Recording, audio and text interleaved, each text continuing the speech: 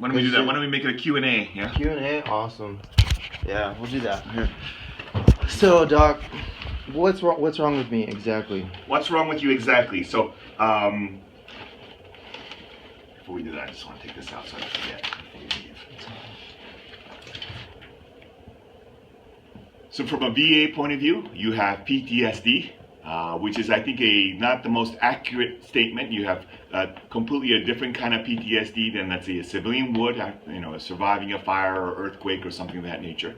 I like what the Israelis call it. The Israelis call what you have combat operational stress injury. An injury like any other injury, a bullet wound, broken bone, an injury, and so forth. It's not something, a sign of psychological weakness or anything else like that, but an injury as a result of exposure to combat operations. In the Israeli Defense Force, they expect every good soldier to get what you have, and so forth. If you expose it to enough combat, enough trauma, you will get it. It is the normal cost of doing the business of war. If you don't get it, they actually worry about you, because that means you don't value human life at all, and make some very bad decisions on the battlefield that have huge political repercussions and so on. Yeah, it's bad enough as it is and so forth.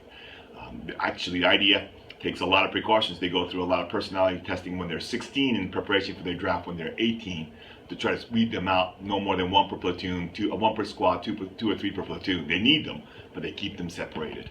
For the rest, you're supposed to get it if you expose them to enough combat. Yeah.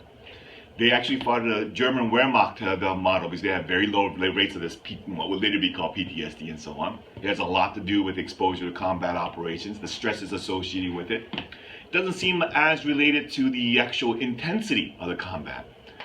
The randomness, the out of the blue dangers actually were more highly correlated than units that were in combat and under firefights all the time and so forth. It had a lot to do with unit cohesion and so forth. The more cohesive the unit, the less people develop problems, at least while they were in the military. When they're out, there ain't no unit cohesion, and that's something that the VA doesn't address as well. Do you probably feel that? It's like, God, if I were with my unit, I'd feel so much better, you know what I mean? I don't belong to a tribe here, I'm an outsider, you know what I mean? And that adds to it as well too, yeah? And on top of that, the constant amount of threat that you have from before. You may even have full-blown panic attacks where I never had a panic attack in theater, but man, oh man, everything around me is like a danger to my life. What the hell is going on? Am I going crazy? Very typical of combat operational stress injury and so forth. You know it's irrational. It's like it doesn't make sense in my mind, but in my heart, oh my God, I just gotta extract these. People are coming after me. Things are coming after me and so forth, and I am freaking out. Yeah. You've had that, yeah. Yeah, that's what it feels like, for real, though. Yeah, I know, and again, it's just not explain it when it's going on, you know? And you're not the only one. It's I've treated 3,000, with identical symptoms where the hell is that coming on, you know what I mean? I treated special forces guys that I never had a panic attack while I was in and so forth, and now I can't even go into an elevator and so forth. I gotta go take the stairs for 15 flights and so forth. It's like, and it's very, very common and so on as well too. What about the headaches? Like, why? Don't know. It's an associated problem. Headaches are an associated problem. Irritability, anger, especially intolerance. You just can't stand people who can't do things the right way.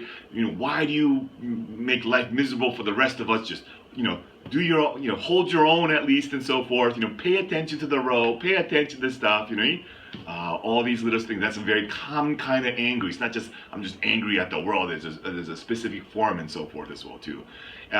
Memory problems, but it's not like, oh, I can't think of it. It's more of an attentional problem. Like, I can't remember my 4-digit PIN number. How could that be possible after all these